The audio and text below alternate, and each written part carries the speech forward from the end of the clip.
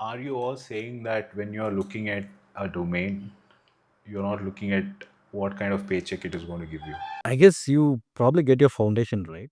After that, then you decide, right? I think, and make very informed decisions and structured decisions rather than making ad hoc decisions, right? Pay raise will occur eventually. If you're, say, in a domain, you start with, say, X amount of package every year. Even your experience grows when the need for you grows in the market. Obviously, you can shift jobs, right? You don't have to necessarily shift domains to get more money. If you don't have a liking for maths, if you don't have liking for investments, etc., then probably you will struggle in finance. You may Yeah. outshine in say e-commerce, and people in all the domains will make money. It's not that people will not make. People who stayed back in ad tech did not make money, right? They made money, right? So money is important, right? Only two people, I said two people don't say money is important. One who has made a lot of money, a Yeah. second who's an idiot, right? So I used to consult only architectural decisions with you, but when it comes to problem solving, it was always. Yeah, problem solving has been the major strength of mine. Like, so this insecurity or whatever fear you call it, fear is a negative word, but for me that is the fuel for my longevity, because since I go every day thinking this is my last day, I have to give my 100% every day, and that kept me going for 18 years. I don't think the kind of numbers of software engineers coming out, that might not be required. Like you said, it could be 1% of the whole. Exactly. Right? That could be good enough to solve the problems of the world. Yeah.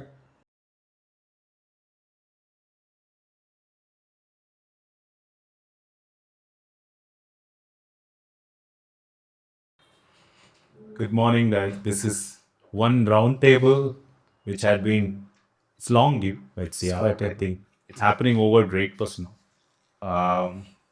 So maybe let's start with some recap. We already had Karthik in the show before. We gave a perspective of how an engineering leadership should be like, and even we talked about how AI is evolving, what are the global impact it is making, along with, let's say, Trump's disruption and everything, right? Then we also had Abhay previously, who was more giving a masterclass on what should be what is the real deal in architecture. How do you need to scale up for, if you are still looking at creating let's say a career in architecture, it's still relevant. Like you said, the foundation has to be very strong. Even with AI even disrupting, I don't think anything changes yet. That's where we stand. And we also have one more new guest in this show. He's my brother, ideally. So I will maybe reserve that joke with him, maybe. But yeah, he's an Epo guest in this show because, As always in India, right? Yeah. yeah. So, but yeah, he's right now head of engineering in a healthcare company where he's more enabling AI based products. So even before AI was a hype, he was there building products around that. So welcome to the show. Yeah. Thank you. Okay. Yeah, so let's get started. We will have again like three objectives just to keep it focused. One is about having longevity in the industry. I think it matters more right now because everyone is having a keen look at what's really going on AI and everything around it, right? So what we will maybe discuss about is how can still let's say, I don't know whether we need to call them further engineers, or it could be individuals aspiring to have a longevity in their career or journey. It could also be tech. I don't know whether tech is still relevant. That's a whole debate we might be having on this. Yeah, but that's something we can maybe start with, and then comes how product and platform building has evolved over the years, right? You would have seen, because one more joke I had in mind is to call this whole experience all together, all of us, maybe including Niranjan's, to be over closer to around 100 years, if I'm not wrong. That makes us more like fossil, maybe. So I'm already getting that grandfatherly vibe around with all of us here. That's a joke. but yeah, yeah, still young at heart. Uh, but you would have seen everything around product and platform evolving, right? So maybe we can also look back and see where it all started. You would have seen its own journey for each of us. Maybe he's the junior most here, so um, he it also gives him a little bit of perspective too of where it all started, where we are. Yeah. So that's the second part of it, and how AI also is disrupting the way we are building things. Third part is about maybe we will look at what is really happening as a pulse in the industry right now, where there are a lot of things. We are also going through the same pace like the dot-com bubble right now, maybe where a lot of maybe failures are also seen in the AI side. Let's say Builder.ai was a big hype. Microsoft funded, but then it led to similar thing like how um, scans are evolving there too. So it could be that we are seeing similar kind of things which were happening around the dot-com bubble, where things are consolidating again, like you said earlier. So with those three, maybe we can get started. The first topic again on longevity. Maybe randomly we can start. Maybe I'll start with you, Karthik. Yeah, I guess. I mean, some of the factors which I think, firstly, I think when I graduated from engineering, right? I don't think we were actually conditioned to think that actually this is the only option, first of all, that to become engineers, like most of our parents would have, right? I think middle class, middle class, Lower middle class. lower middle class or middle class, You whichever might. one to put it. Most of us actually were given the goal in life is to become an engineer or a Yeah. doctor, if at all you had that aspiration. But we became engineers, and I don't think we really. And at that time, even interestingly, to be honest, if I look back at it, right, I am really surprised that I've had actually like a 21 plus years career in tech and engineering, because when we started tech, the exposure that we had were very minimal, right? We did not know where our careers would go. We only knew, and we had seen very few companies in India like Infosys or TCS or something prospering in the 80s and 90s, but we didn't really know actually how far would we go. And I guess the only thing which we knew was actually we had actually had to kind of be good engineers, irrespective of what area you take. Like in my case, actually, I joined telecommunications. I was lucky to get into telecommunications, being my background as an electronics and communication engineer. But that was planned. Again, that was again not something that I really thought I will become it. My idea was to get become an engineer and see where I go. But when I picked up electronics and communication in my engineering and I got a chance to work in telecommunications domain, I thought it was at least blessing in disguise, because at least I was able to do what I've learned, implement something which I've learned in the engineering. And like I said, I was lucky to kind of at least have stuck to at least this past 21 years. I've been able to stuck to one single domain, a specialization which is telecommunication. And I've seen tech changing left, right, and center. Right, the tech industry has changed so much.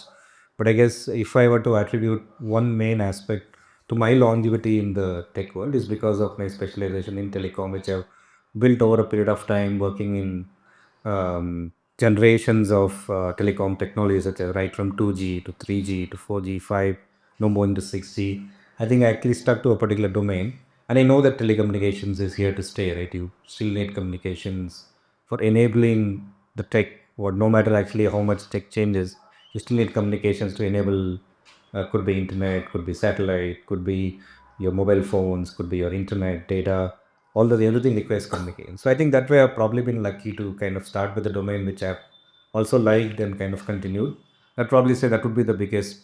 And but it doesn't mean that it was easy, right? Because on one side the generational shift was happening in telecommunication with all the G's, but also tech kept evolving. So when I started, when we were building proprietary software and proprietary hardware, I had to keep evolving to learn the new programming languages, new software, architectures, right? New networking paradigm and everything. So it's all about evolving. I think you have to be resilient, right? I think you are resilient to kind of adapt and learn any new technology, and make sure that, like I said, if I had got bored of the domain and shifted, I don't know where my career would have been today. But at least since I stuck to one domain, and considering the fact that I've tried to adapt myself and upskill myself into various technological evolution, along with the technological evolution. That would probably be my reason. Maybe I'm still sitting here doing tech. You ever thought of shifting domains? I did briefly did do that. I think it was about 2019. I did try and get into e-commerce for some time because I thought that I probably and that time, interestingly, the reason why I shifted into e-commerce was that I kind of at the same time actually I was bored and I was doing my MBA as well, executive MBA, an experiment which probably wouldn't lot to talk. It's a different discussion, but that time actually I thought that maybe there are many ways to obviously implement your tech. I felt that the next big implementation of AI or ML even at that time, tech stack wise, I thought I can learn the telecommunication. At the end of the day, the evolution of tech stack was a little slower, right? But the generations were going above and beyond, but the technological adaptation of the tech was actually very slow. I thought maybe let me try a domain which is very fast moving. The e-commerce was the domain to me in at that time. It's more of bandwagon. I thought let me try, and I didn't think that probably I would be offered a job as a senior engineering director in e-commerce firm, given my background in telecom. But since actually I had upskilled at least and evolved myself to the tech, I think I got the opportunity, and I really enjoyed it. I must say, though the stay was very brief. And I mean, if COVID didn't hit, to be honest, that's again right. When I was in a e-commerce company which was doing ticketing, right? Mainly it was a make my trip kind of group. And since actually the COVID came and it impacted heavily, and I had very less job to do, and I could have played the waiting game. It was actually very nervous, anxious moments, right? I didn't know what happened to I didn't know what will happen to the job because I'm leading a big set of engineers who have nothing to implement because COVID was it went on, right? It started in 2020 and kept going on. So I was also thinking, what do we do with that? And the company had started taking measures to reduce the number of engineers and all. I thought, okay, let me probably get back to my strong suite and actually jump back to telecom. But maybe if COVID didn't happen, maybe I would have probably done something else and continue with e-commerce and tested the waters even more. But I really enjoyed my 1 year, almost 1 year of stay in e-commerce because so till then I didn't have any idea about analytics, using data for user generated content, using ML and AI, TensorFlow, even at that time, right? It's not like AI started now, right? Even long back, people were already using it. So it was good learning for me. But e-commerce had a golden period during and after COVID, right? When a Absolutely. lot of people started ordering food and groceries from home, right? Yeah. Yeah. Turned into quick commerce. Zeptos and yeah. That's anyway. Yeah, I had a candid discussion about that too with a couple of just last week with one of the founders about whether that was really an innovation or just they created a market. Just like it was an unnecessary market is what everyone says. Yeah. What You about capitalized on the people's problem, right? What our business sustain is if you have identified and solve a solid problem. Like for me, going out of home to buy a packet of bread is a big problem.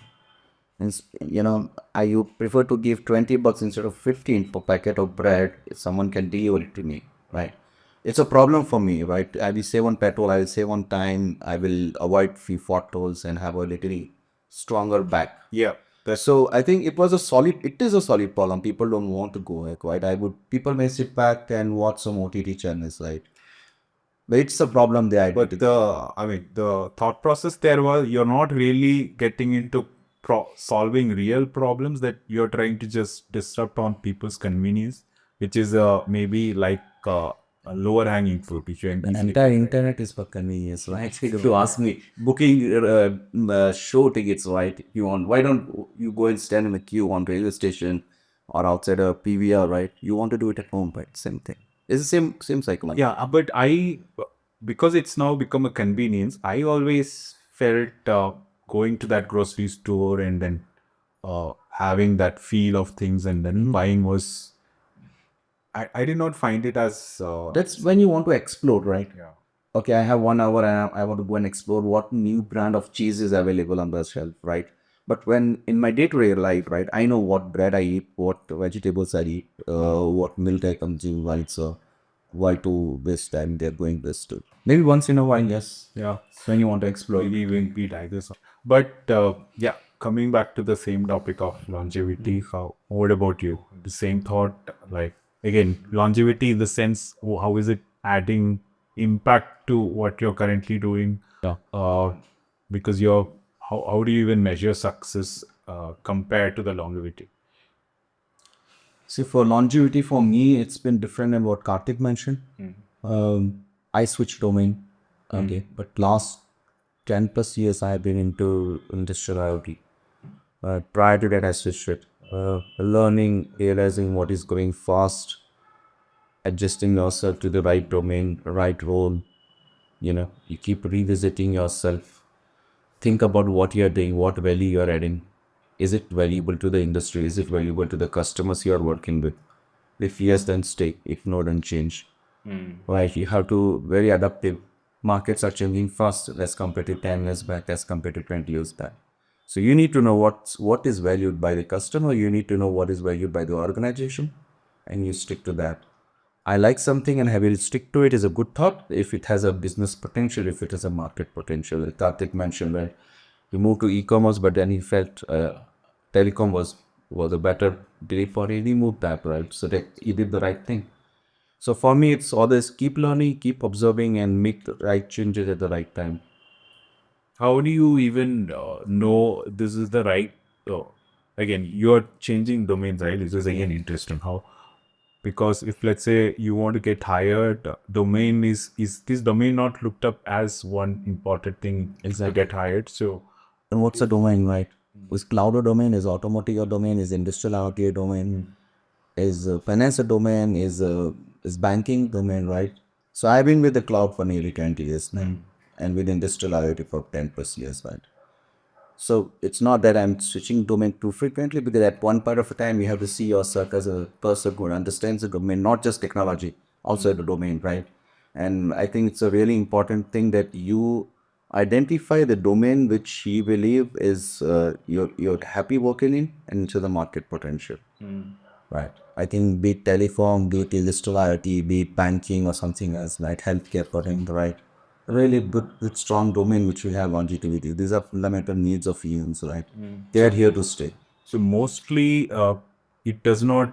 Let's say if you are shifting, it's again for somebody who's hearing, right? If let's say they are looking to change domains, the strong suit again is around your tech stack itself. It's not really about domains.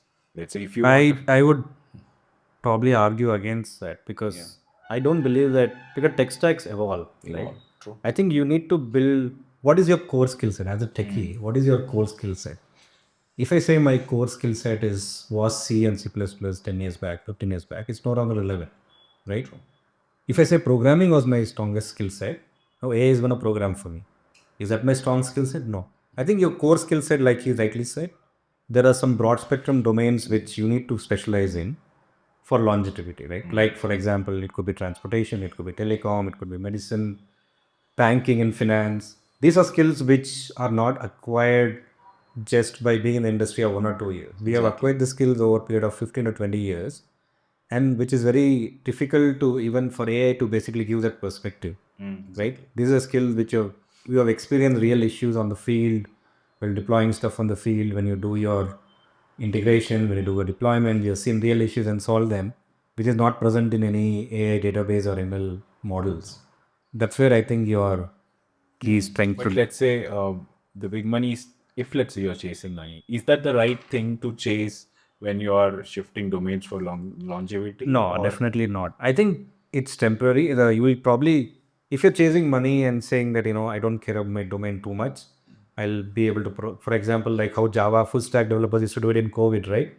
I'm sure, Abhay, you also have hired a lot of, and Mahesh, you also would have hired a lot of full stack developers at exorbitantly high price during the COVID. Immediately after COVID, we normalized, the situation became better and we were no longer needed them. So people who hired at 2x times the price of the market during that time were all actually kind of sent away because they were no longer required. I think if you are changing for money, it's going to be short-lived. Shortly. Then again, you could be adventurous as well. If you are somebody who likes taking risks, Exactly. go for it. But if you want a safe and secure way of longevity, then maybe don't shift for money, but shift for gaining experience in a level tree. So maybe early in your career, you want to explore few domains, right?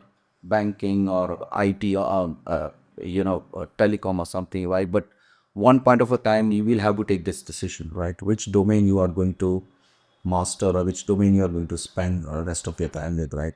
Like he moved briefly towards e-commerce, Karthik, and I had a brief stay with education technologies, right?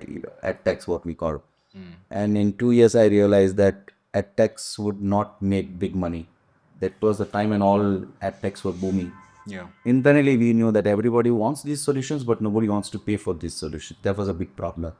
And after 2.5 years, I no doubt I was very clear in my thoughts that edtech will not make money, and if the industry is not make money, how can I grow in that industry? It's not that the tech stack was bad. It's not that they were not using the latest technology.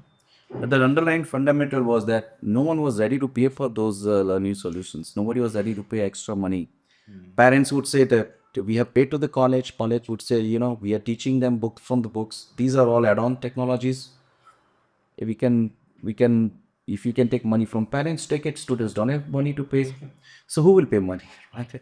So I realized that, and I said, okay, it's a good domain. Okay, it's a good domain, nothing bad in that domain, nothing bad in the tech stack, but that industry would not flourish. And this was way back in 2012, 13. And I think that decision went right for me because all the ad techs started collapsing somewhere after I think they did 5 boom maybe sometime Exactly. just COVID, briefly around yeah. COVID time because of the lack of physical schools and everything. But I guess they were shown their real space once things got normal. Yeah. So it's important that you explore few domains, you explore few industries, identify what you like, what problems you like to solve, what problems you are passionate about. I was very passionate about vehicles. I went to IoT. There was like you talk about connected vehicles, etc. Right? How can you make driving a better place, right? And that's what we were doing. Make car a connected device. Now that I found fall in love with this concept, and then now I'm working with machineries which are connected, but I stayed back in that domain, and I would like to continue that domain because a lot of things are happening in that domain. But this happened only after I changed 2 or 3 domains before I realizing this is a really good stuff. And we are solving the problems which are appreciated by customers, for which customers are ready to pay money. Okay. So that's important, right? Keep learning, evaluate, and be in an industry which is solving very solid problems. But are you all saying that when you're looking at a domain, you're not looking at what kind of paycheck it is going to give you? High impact, high value. I guess you probably get your foundation right. I think after that, then you decide, right? I think and make very informed decisions and structured decisions Exactly. rather than making ad hoc decisions, right? Pay raise will occur eventually. If you're say in a domain, you start with say X amount of package every year. Even your experience grows when the need for you grows in the market. Obviously, you can shift jobs, right? You don't have to necessarily shift domains to get more money. But let's say example is finances, a domain where I heard, I'm not really looked at it, but the maximum kind of package comes from there, right? So somebody who's, let's say, starting off, do Finance, as they in you're need saying to, fintech or it could be fintech, yes, mostly. okay. So if let's say they are looking at a career, they want to have high impact, plus also consider that this is going to give me maximum output because if ultimately, let's be honest, money matters, right? So Absolutely. you will not maybe want to get stuck in a domain where you are happy, but it's not giving you the kind I of think the answer to that question is to first ask you what stage of career you are in. Like you said, I think if you are sorry at the beginning of your career where you think you have more number of years to explore and you basically figured out that fintech is probably the market leader in payment, and if that's your passion, making sure that you work on the maximum impact industry, go for it, try that, and then if that works for you, then it's mutual, right? Are but you can they change at a very late phase in their career, let's say? that would be I think that would work against, because what would eventually happen is you either say like in my case, right, just take an example of being in telecom for 21 years. I don't think the market forces will allow me to get a salary which is much higher than what a leading telecom company might offer me, Exactly. because I don't bring that background. So hiring itself wouldn't happen, right? The market forces will decide. If I'm joining fintech, I could join as a, I could drastically go and like I said, I did my executive MBA. Another option to look at it is, you know what? Now that I have other skill set apart from tech, like your general management, your finance, your accounting, your strategy, corporate strategy, and all those stuff. Maybe that is something that I want to move into, and then I change domain. That's a different discussion, right? But being in tech itself, if I say that I have worked on this tech for 20 years, I want to employ the same thing in fintech. Firstly, they won't hire me. That's what I said. I think the stage of your career is important. Not always. You might be very lucky if you really are able to change domain at a later stage and succeed there, right? The other aspect is maybe after a few years of working there, you'll feel that maybe you're not able to succeed, and it's mutual, right? Are you benefiting? Is the company benefiting? Is the company getting the bang for the buck by hiring a 20 years guy who was a different domain? Because there might be a lot of other people who are making much more. You might need a whole army of people to make a difference because you don't understand the basics of finance. You don't base that as the basic of accounting. You don't understand how cryptocurrencies work, etc. Like an example in tech. That's what happens, and that is quite natural. And like I said, if I'm just a programmer, initial stages of my career, people might still hire me because I probably deliver beautiful code compared to somebody else. And then again, after spending 10 years in fintech, if I again decide how to go somewhere else, the same story. See, again, Vish, even I can tell you on a lighter note that even the best of the engineers may find it difficult to explain what compound interest is. Finance is not everyone's cup of tea, right? I still don't know, man. So, so if you don't have a liking for maths, if you don't have liking for investments, etc., then probably you will struggle in finance. You may outshine in say e-commerce, and people in all the domains will make money. It's not that people will not make. People who stayed back in ad tech did not make money. Why? They made money, right? But again, it boils down to what percentage. Maybe in ad tech top 5%, maybe in e-commerce top 10%, maybe IoT top 20% of the people made money. So money is important, right? Only two people. I say two people don't say money is important. One who has made a lot of money, the second who's an idiot, right? So for me, money is really important, right? For anyone, I think the people who make a lot of money don't even say exactly. so because, like you said, I know compound interest only because of money. Because I know, otherwise I will. Because you're paying it. So fintech, yeah, I mean, you may maybe it's a domain which is giving you best of the salary, but you may not be the best one who's best fit in that industry, right? So you go to ad tech, right, which is not giving you so much return on investment, but you have such a good liking that you can be in top 5 or top 10% in that industry. Then you will still make good money in that domain, right? Okay. So yeah, as you ask, money is important. Yes, it is important in all domains you make money. Okay. Maybe let Mahesh. Before that, I have one question for him. Like you said, we need to know the customer, the uh, how the business happens and all. Exactly. So how early should if a person starting, how early should they understand of these things?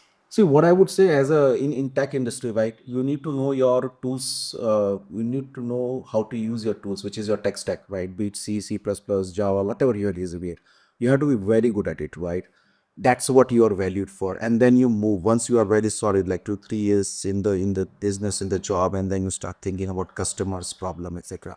On the day one, if you go and try to understand customers' problem, then you are more inclined towards product management, product owners who are defining stories and use cases rather than a techie, right? Then you have moved away from technology. Underlying fact is that you know how to use technology to solve customers' problem. Okay, that's the complete statement.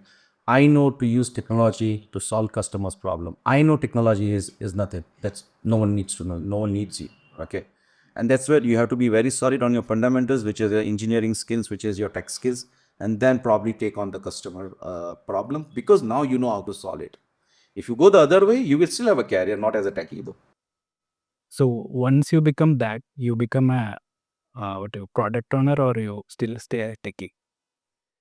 So you're saying once I go and start working with customers, yes, right. I mean, in startup, people will do both, right? Early stage startups, right? You will do or talk to customer, come back and pull, right? But that's not what the usually you see in the big corporates, right? People will be becoming techie first and then try to understand customer problem. Okay. And if you want to go to the product management or people who want to define, what we used to call it, business process diagrams, BPMs, right? It's a different career. It is also important, right? But then you're not working on both. This is one of the roles I think we discuss as being irrelevant anymore. The Scrum Master, the Tech BAs, and all those actually were made redundant first. Yeah. True. I think I found a course, I think, couple of questions per minute. Yeah, I think to add to one more aspect, important aspect, what I see is when we were actually kind of joined as graduate engineers, I think we could probably, we actually saw a lot of seniors being in the industry and in the same company, right, who have spent 10 years, 15 years. I think we actually took some inspiration as well, as well as we were able to make informed decisions whether we are able to actually, whether it's worth spending so much of time in the industry or not. And the mentoring, a whole mentoring aspect right now, what we used to get as graduate engineers is missing as of today. We hardly meet our Yeah. graduate engineers actually because post pandemic, I think we don't work in the same place anymore. I think some that's a very critical aspect which I think is missing today because there are this Gen A, Gen Z, and Gen Alpha engineers are going to come. They're going to go come with some perspective, and they're probably going to get the perspective of whether industry or a particular domain is good or bad from reading through internet and everything. But are they going to experience the real mentoring and support from their seniors is a big question mark, right? Because that's not happening right now. I I feel know. that's a big gap. I even have an experience or even to share. I think if Anand Venkatraman, if he's hearing, he was my one of the biggest mentors maybe. When I joined, I started in a very small e-commerce company and then shifted to a company where he was a tech lead at that time. I was sitting beside him, and there was an instance. I still remember it was late in the night. All of us were sitting. We had to ship something. He lost all the code. This is the days of when all of the Git and all did not exist. We were using SVN, if I'm not wrong, Tortoise SVN, and all of the code was lost. Only thing he said shit, and then he started recoding again, and he said, "Yeah, let's get it done." He coded the whole thing in like another 1 hour. These kind of legends, if let's say people are not sitting with Yeah, at least the new gen, right? If they're not getting these kind of mentoring, I think they are lacking a lot, maybe. So correct. And the whole visceral experience, experience like you of said. exactly the whole experience of living the experience, learning from the best. I mean, right now, actually, people think that learning from internet is the best, right? But we all know that learning from an experienced engineer, Yeah. his tools, his way of working, you need not be copying that, but the inspiration that you get and the message that you get from the experienced engineers, I think there's no alternative. Sadly, in today's world, I think that is missing, which again translate to what we will be discussing later, right? How Yeah. would that be how would that actually be relevant in the case in the world of GenAI and all the Yeah. other the latest tech? So Shifting back to a different perspective, maybe it's common for both of us, Mahesh. Longevity for you, and at least even for me, was kind of different, right? Yeah. So, how do you look at it? Looking back, I think we made a lot of mistakes, but I would take that as lessons learned in the right way. I feel so. If you have something to share on it, I don't know whether these people will resonate with yeah, what we have experienced. So, uh, these people, I don't have a degree from a very prestigious organization or a university. So I started with a lot of insecurities in my yeah, beginning. that So is called imposter syndrome. Huh? yeah, Yeah, okay, something like that. yeah, So my thing is that I go to work every day thinking that this is my last day of work because if I make a mistake, I could lose my job. So that is the kind of attitude. pressure that we had. Yeah.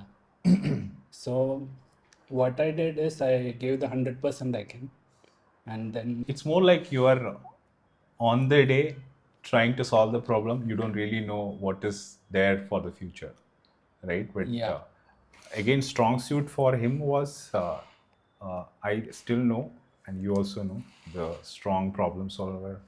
Even whenever you wanted something to get done, you usually ask me where is Mahesh instead of asking me, which I which I know. I used to consult only architectural Yeah, decisions yeah, with I you, know but that. when it comes to problem solving, it was always yeah, Yeah, problem solving has been the major strength forte. of mine. Yeah. Like, so this insecurity or whatever fear you call it, fear is a negative word, but for me that is the fuel for my longevity because since I go every day thinking this is my last day, I have to give my 100% every day, and that kept me going for 18 years. But yeah, even within all of spheres, we also did take a big leap.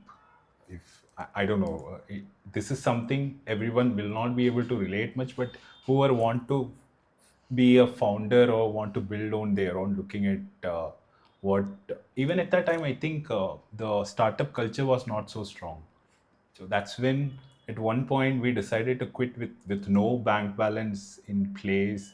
It was more of a leap of faith. Like last week, I was just having a word with Romy to that. He was saying, "When do you decide to be a founder?" Right? He said, "It's just you leap and then see what's there for you." That's the same thing we did, I guess. Like without really knowing what's there on the other side. We kind of knew what was on the other side, because Bankruptcy. we were making good amount of money, more than our Yeah. office used to pay. So that was one pointer that Led to we decided that we should start a company. The mistake we made, that we tried to scale too quickly, too quickly. yeah, without knowing how to run a business. So that is where everything went wrong, and we have to stop doing that. Then there was a lot of debt, and we went back to corporate, not Consulting. consulting. It is like we were doing multiple jobs at the same time, because money was required, so we have to do multiple jobs. And finally we closed all debts, and now we are in a position of what do you call it? Financial Comfort. stability to an extent. Yeah, Take But that risk again of starting a new company. now we are in a more educated position to take that risk, Yeah. because yeah, we have more experience doing these things. So you use the word fear, right? So fear has two aspects, right? Fear fear forces you to be very vigilant. Yeah, Okay. yeah, But other part of fear is that it is a major cause of failure. For example, I fear that if I drive the car, I will meet with an accident. So I will not drive the car. That's the second part. But if I fear that if I'm, little not so vigilant, I may end up be hitting someone. So I'll be a very vigilant driver. I'll be very careful, and then maybe I will cover a journey which I have not done in past. So fear is good, as well as fear has negative part. Depends on how you take that fear, right? A person without fear, I haven't met him. I mean, I can tell you that for sure. I have some fear. He has some fear. He has some fear. But how you take that fear, in what sense you take that fear, is really important. yeah. Even I can. I was even coming back to the same topic of discussing with Romi. He mentioned about a specific word called uninformed optimism. That means you have optimism, but you are not informed of what's there on the other side, Yes. and you take the leap of faith, and then it leads to informed. There was another informed failure. I forgot, but then comes to the last phase, which is valley of despair, which every founder goes through, right? We had gone through that, but we mostly quit at the valley of despair, maybe. But upside we never knew. But yeah, I think those were lessons learned again, which has Right. helped us. Maybe I would not call it as a failure as such, because that's our journey again. Yeah, I think everybody has a different journey, right? I think yours is again unique. One question I think is when would you say that you're comfortable and you decided, okay, now I don't have insecurity, or is it no, something that still haunts you to this it's an day? ongoing thing only. Like Okay. today also, when I go to my office, I'm thinking that one. So how do you, I think this is a very important topic, I think, to also discuss, and I think this might be getting to a different territory where maybe this is the future, right? Because I think we all, when I and Abhay talked about longevity, we feel little secure now that we have chosen our domain and we think that this domain is going to last.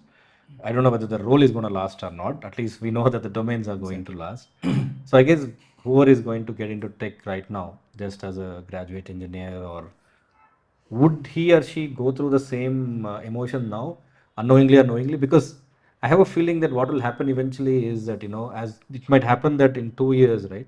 Say somebody is starting their graduation as a graduate engineer now.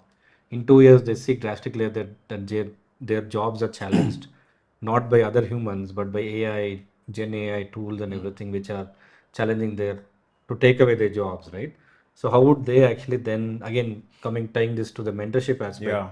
without the fact that they don't have a good mentor who is gonna lead them to the right path or make them choose the right direction of where their career should go, and the fact that they are now being challenged by agents, Gen AI agents who are actually probably threatening to Yeah. take their job. How would you think they would fare, right? That's a good discussion to have because Yeah. I feel this is almost like a future, right? It's going to be the new normal, right? One of the reason is the current generation feels that we have not been through what they are going through. Like same with our generation, right? Right. When our parents try to mentor us and we say, what do you understand about my problems, right? It's always important to understand the story rather than giving your story, and that is where people will like to come back to you because you understand their story rather than telling your story. They'll come back to you and ask for more mentorship because you want to put yourself in their shoes and then explain them the situation and possibly a way out, rather than asking them to understand your situation and then saying, okay, now you find your own way out.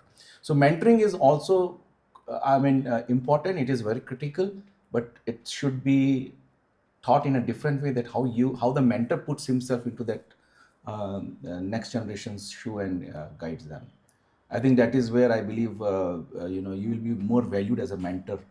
Just because I have 25 years of experience, somebody should come and ask me is not done deal for me, You, frankly. because their journey is different Exactly. compared to yours. But But would again, this be the new normal though? But like the this engineer is going to work every day, like he said, My fearing whether the job my will be there fear or not. is not about the job. My fear is about like, am I good enough? that is the Okay. imposter Yeah. syndrome But that would everyone be goes same, right? through. Because Everyone goes the through. fact If that the an job engineer goes, I today am is fine with it. That is Yeah. right. I can get another job, but I don't want Technically, to you are lose saying my that whether job you are in able that to. way where I'm not good enough and they Right. throw me out of the The Yeah. company. same thing, right? Because an engineer who is going to get into coding today is going to be challenged by not only by other people but by technology itself. That is the biggest disruption, and this discussion is not often happening. At least, let's say the entry level guys or even mid level guys are not really asking this right question. They are believing, I feel, that the grass is greener in the long run, Right. because what really has to happen is these kind of discussion will help, maybe, where they have to really understand that things are disrupting very fast. You can only maybe survive if you are really upskilling yourself in the right direction, knowing the tools which Yes. is evolving. Even if, let's say, I go and ask somebody what are the different tools that you know on the AI space which is going to be a risk or a threat to, or is it, what are the tools that you're using to even enable yourself?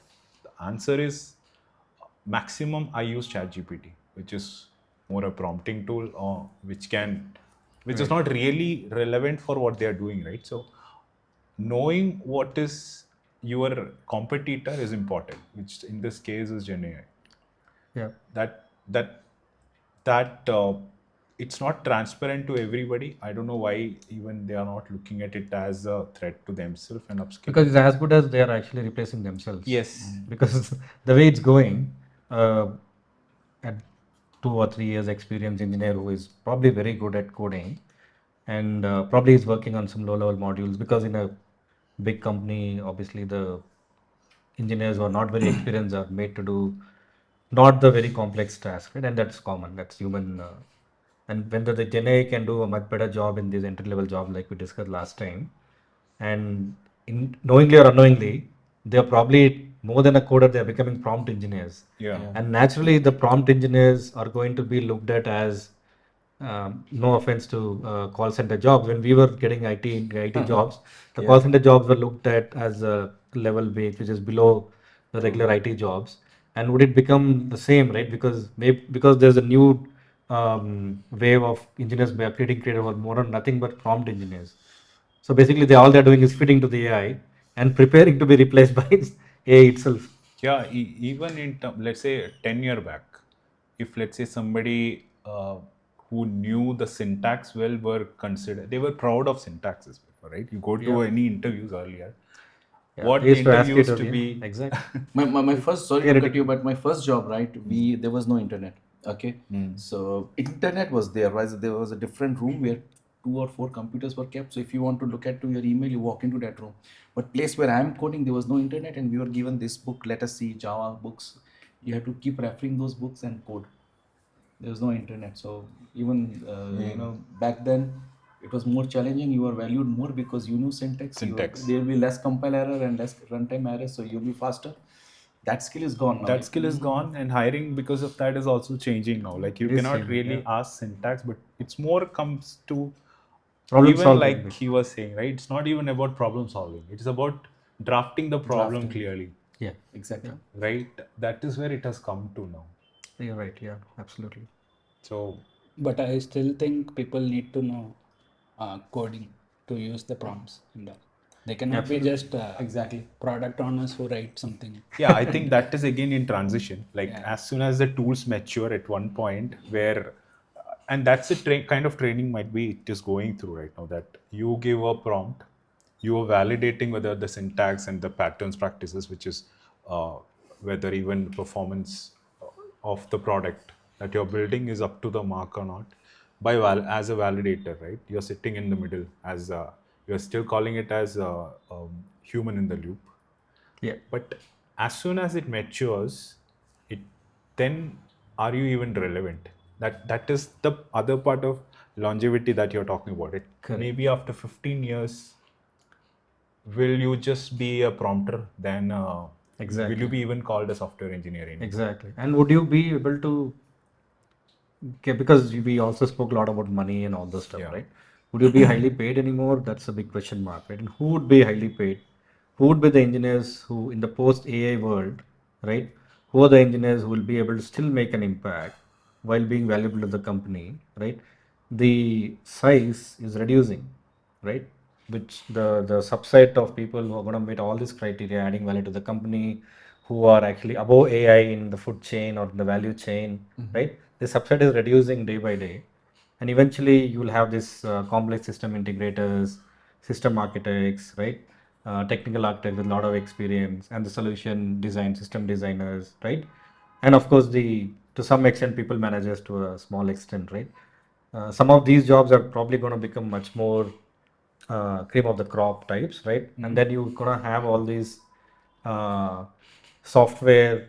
Again, one interesting thing is Satyan. I was listening to Satya Nadella, right, in the recent podcast, and he mentioned something called software orchestrators, where I That think we is discussed. very interesting, right? Because I think at the end of the day, you actually have you look at all those if you go to a concert, right, like Ilayaraja's concert or A. Rahman concert, in the actual concert hall, there you have hundreds of musicians, right? Yeah. Nobody cares about the individual musician who is playing. There are 10 violinists, hundreds of pianists, could be anything.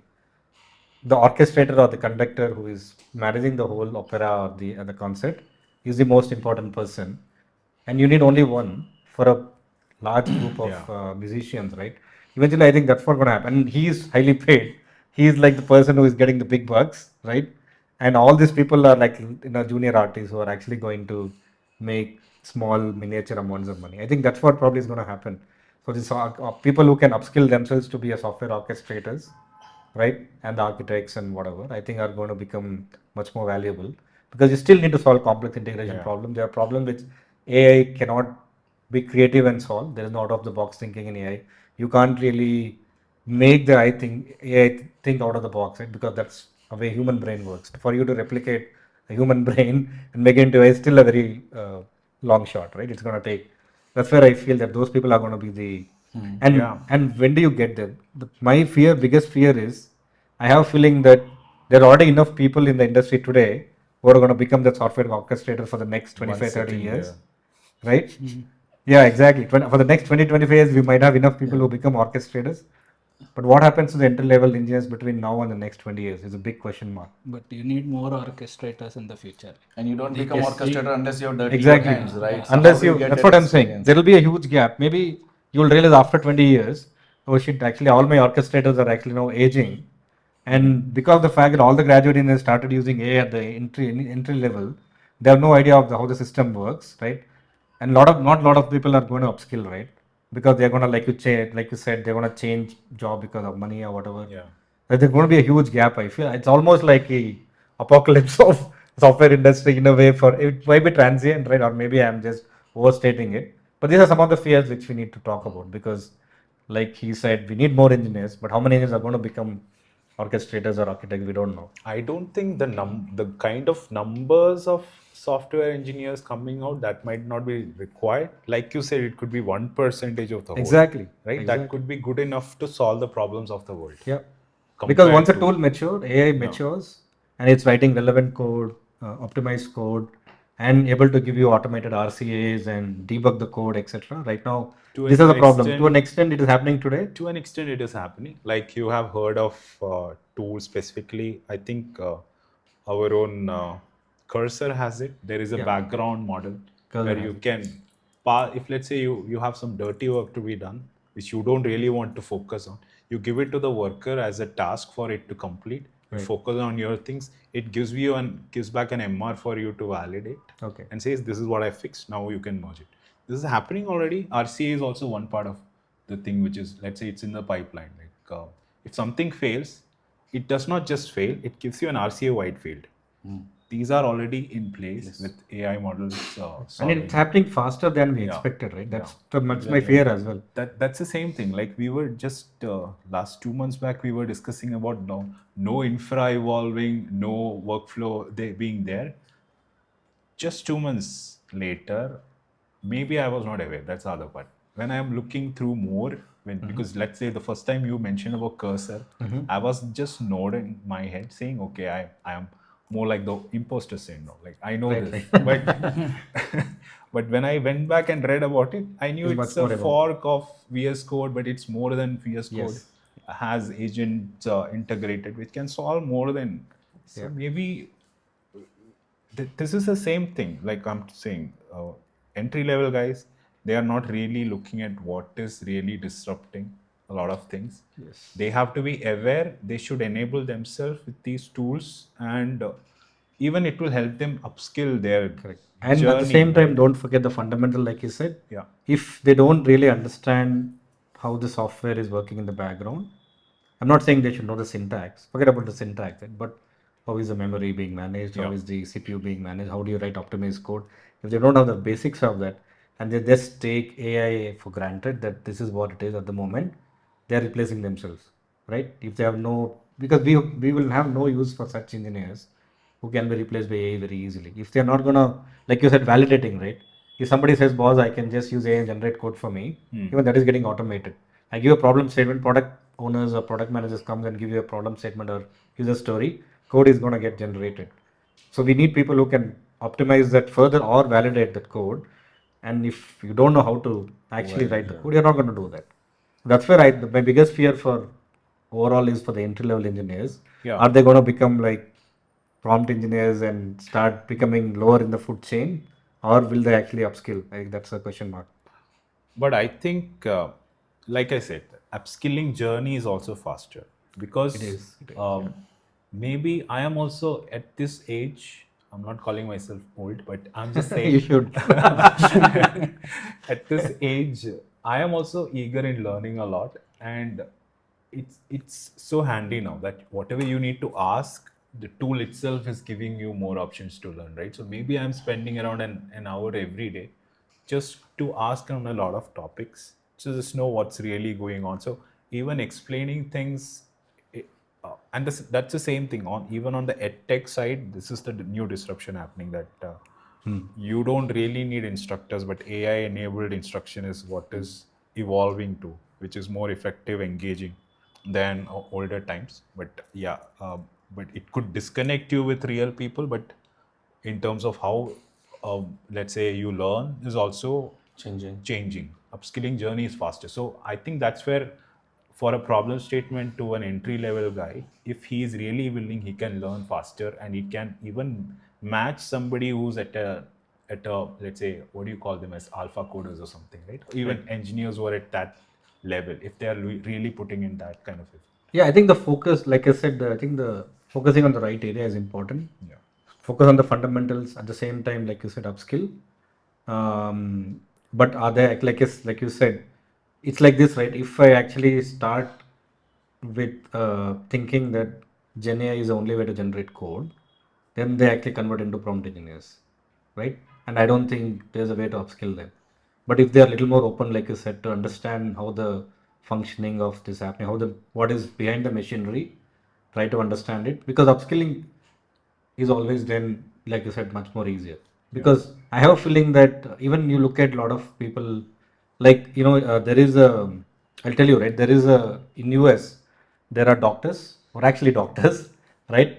And then there is a midwife or somebody who can prescribe medicines. Midwife. And it's called midwife or it's Okay. called a midnurse. I don't know what's Yeah. the term is, but there are longer than doctors in the food chain. The doctors actually are obviously specialized, right?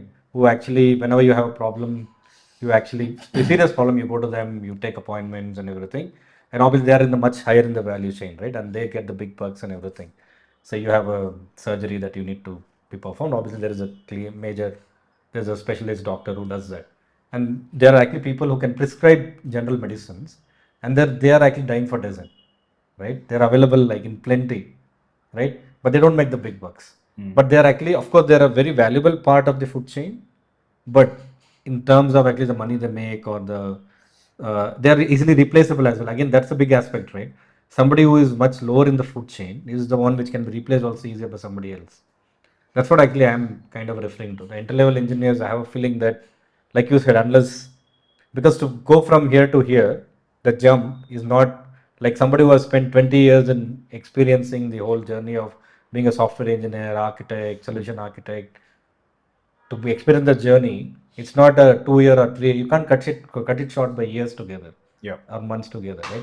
It actually takes time, and that's the biggest fear. People who are really, like you said, capable will go there, but there will be tons and tons of people who can't get there as well. And what happens to these people is something that we can only speculate, but we don't know what's going to happen. Yeah, but it goes back to the same topic of discussion which I had with Romy again. He is a founder. Now we are talking about entry level guys too. I was asking him, is it making AI making the level playing field equal for everyone as a founder? He said it depends on how you use that data which is it is generating, right? Right.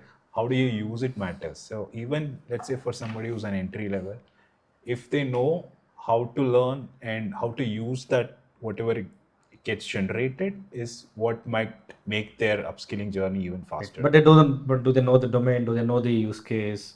Right? Yeah, That's what it all that comes down to. yeah, Some things will come with experience, and yeah, challenge is Correct. how do you gain that experience, right? Correct. You are not working in first 5 years, you're just a prompt engineer in first 5 years. How Correct. do you gain that experience that you'll be successful after 5 years, right? Correct. That's the challenge we are talking about, and Correct. it will be really difficult, right? As I said, right, in India, who goes to a doctor for headache and stomach ache, right? You go to a chemist. A chemist will Correct. give you Exactly. medicine, right? The doctors is not needed there, right? So how do a doctor, a young doctor, gain experience, right? No way, right? He has to be standing behind an expert doctor and hear it out how he solves a problem till he becomes an expert. yeah. I mean, So doctors should not really be going to AI yet. I feel No, it's already at the happening. entry it's level. You happening, want to know, it's already and happening. You're in the domain. Yeah, I yeah. think we saw that other day. The doctor was taking help of a chat GPT in front of a Yeah, patient, yeah. and he got That's recorded, right? that's really So happening. it's more about right and accurate diagnosis rather than I will not go to chat GPT or I will not go to doctor, right? Yeah, I'm okay with my let's say the Instamart or the daily what do you call it, the quick commerce Quick not commerce working, model. Right. but heart surgery failing we cannot accept, right? But if the AI can tell you you will have an heart problem in next 6 months, Yeah, Yeah. Why not? that predictability. yeah, Yes, predictability is a great thing, right? yes, Definitely. Yeah. yes. Yeah, So AI becoming more smarter So and humans you becoming are more wearing a stupid. watch and suddenly it says yeah. you can have an heart problem, go and Yeah, visit a doctor. that That Not is a not great just diagnosis that, is thing. right? important. So there was this study where they got 50 patients, 50 humans to a doctor, and doctor has to examine and say whether a person smokes or not. And the expert doctor's accuracy was less than 60%, and the AI application, the mobile app's accuracy was more than 90%. And they would just scan the eye, that's it, and tell whether a person smokes or not. If that is the case, if that helps government police to solve accident hit and run case, right? In case of drunk and hit and run cases, why not? then humans, even those doctors are at risk, right? I mean, who will pay big money to those doctors, right? Yeah, I think healthcare, it is really disrupting. Like he already knows that Yeah, in I a think big way. medicine and the On the predictability side, maybe, Yeah. because yeah. that will only elevate our pain because we will be living longer than right We now. will live And longer and we will with, do less job, yeah, right? less Because job. everything will be done by machines. Yeah. Exactly. But again, the medicinal research is one more area where I feel AI can definitely do Anti-aging wonders. is big thing which is already Anti-aging, happening. even coming up with groundbreaking medicine for a lot of these things like cancer, which we thought probably is very slow, right? I think it's like this, right? With AI and with much more computational power, with the ability for you to actually generate prototypes and scenarios to kind of test out the different combinations of medicine. If you're able to simulate it, right, in a much faster way, imagine actually what you can do. COVID vaccine, maybe it wouldn't have taken so much time as well. I think the medicinal research, I think, is definitely being helped by the computational Exactly. power that we have and with AI and with the other things coming like quantum computing and all those stuff. This is again one of the use cases for quantum computers as well. Basically, with the amount of processing power quantum computing is going to have, the medicinal research is going to be hugely benefited. But quantum computers are used for this already? Not right. It is being prototyped or tested, It is more but into security side, yeah, right now. I think quantum computer will eventually get into replace the GPUs and everything at some point because of its sheer speed and scale at which it can compute different combinations of data, right? Depending on how actually, because at the end of the day, it's an evolution over the regular GPUs and CPUs. I think that's going to play a big part, and that again is going in parallel with the AI world, right? I have a feeling that maybe, and like we thought AI will probably take 10 years, but it actually caught up in 2 years within post COVID. I have a feeling that quantum computers now, right now, we are thinking that maybe it's going to take 5, 10 years, but it might again catch up very fast as well. Yeah. So it'll be, and that will actually add a lot more pressure, and not just the software companies and software engineers, but also on the traditional Nvidias and all the other hardware companies as well and hardware engineers. Yeah, DeepSeek was a big wake up Yep, call for Nvidia, right? exactly. Okay.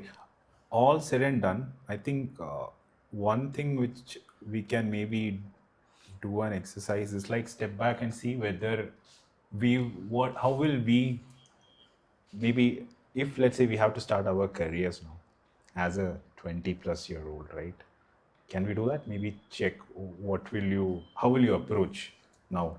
Because because we are talking about all our experiences which might not be relevant in the future for somebody, but if let's say we step back and see how we would restart our careers now as a 20-year-old. But how do How I would think like a 20-year-old the, now, right? Because who has grown up with Twitter and Facebook, right? Because we grew up with phone calls coming at neighbor's house and running there to talk to a friend, right? It's very difficult to think like a 20-year person in 2025, but we can still think like a 20-year boy in 85 or 86 or 95, right? Maybe we can start by putting ourselves in, like you said, maybe a yeah, fresh graduate in their shoes. yeah, Like for example, I'm just graduating, right? I'm hearing all around lot of buzzwords, right? Like there is AI, and machines are going to replace humans, and rise of the machines, and all this stuff. So obviously, if at all, I've assumed that I've actually, even I would start with even before I get into engineering, right? As a somebody who is a youngster, a teenager who is still trying to find out what exactly I want to do in life. I would like to keep my options open at this point. I wouldn't commit myself to being a full-time techie, right, at this point, because I have a feeling that even though actually AI is going to probably replace software engineers or whatever it is, right? But it obviously cannot replace creativity, it cannot replace art, it cannot replace a lot of other things. Sports, obviously, you need to probably, I would probably have been a little more given it a thought for other things which I was good at yeah, that point of time, right? Because, like I said, when I was actually 21 years back when I became an engineer, I thought that's the only path forward. But I think at today's world and today's age, I think probably I would try to keep that option open. Eventually, even if I decided, okay, I will become an engineer, I would not actually commit myself to being a full-time techie. I'd probably try to, keep myself open to the possibilities that I could be something else as well. Like maybe I'll use AI and build some stuff, maybe being an entrepreneur, solve real world problems using AI. because I don't need to really know how to develop AI for me to solve real world problems. Maybe put my thinking into that as well. And eventually, if at all I do end up being a software engineer, like I said, right, assume that I still become a software engineer in spite of all the options which are available to me. I would still actually keep evolving myself to see what else I can use AI for, because that's what actually is my chosen path, right? I know I wouldn't want to become a prompt engineer. I would want to upskill. I would put in the effort to make sure that I can go toward that architecture, still go and read the basics of programming and everything. At the same time, I would, like I said, I would need to be prepared now for the eventuality that I might lose my job. Like you said about insecurity, Yeah. probably I wouldn't be like when I joined Infosys as a fresher, as a graduate, I was very secure. I knew my job is going to stay. But in today's world, as a graduate engineer, I wouldn't be so secure. It means that I would have to probably come up with some alternate options and what else I'm good at, keep trying to kind of balance that. And that's what actually I would do. And I'm sure that, there is no easy way out. I would I would have to realize that there is nothing called longevity or security, job security anymore. So I have to keep my options open. I guess that's what I would probably think. Okay. I work with a lot of young people in my current organization. So their point of view is very unique. Right. Like they are very clear about what they want to do. It's not like what we are thinking that they are clueless and all. Mm-hmm. Like one person I know has so many ideas already in his mind, and he's thinking about how to build a product out of it. Yeah. So So using AI or yeah, whatever AI or tools. whatever is available right now. Yeah. So whatever we are thinking they should do this, they are already very clear about how they want to approach life and all. I think that's all coming from the financial stability of our generation, which has given Exactly. to them, right? Because otherwise, if let's say we were in that place or space when we had started off, we had that kind of backing. I don't know. Again, No, it could. I'll tell you one story that Yeah. you don't know. When I almost finished my engineering stuff, I was already planning to start a company with my friend. So we were also that only at that point. But these people have more clarity On about what really they want yeah, to do. yeah, But what is problems. it because they have clarity because of the available tools in the market I today think they compared to have more what? information available at Exactly. their Yeah, Information available. that's the other fingertips. accessibility Yeah. to. So information available, right? But then they also have more success stories which they can refer to, right? Yeah. Yeah. Back then, 25 years back when I graduated, there were not so many success stories to where we could look at, right? And the only thing people would talk is government job. How will you get a government job if you become a computer engineer, right? Why don't you choose civil or mechanical, right? So yeah, it's very difficult now. People, as I said, right, there's Maslow's hierarchy. Certain things are taken care. They can look beyond it, right? They don't have to worry about fear of failure so much as you would have thought, or you would have thought 15, 20 years back, right? So Yeah. yeah, thinking like a 20-year guy, right? I would like to choose a, again, return on investment always comes to my mind. I would choose a career which will give me more money and which I would say getting it, if not techie, then I would be investment banker. Okay, if not investment banker, then I would be doing something in the precious gems and stones. That is what I believe is a really interesting field where still AI will take a lot of time to get into. There can be recommendations from AI, but there will not be investments from AI in investment banking.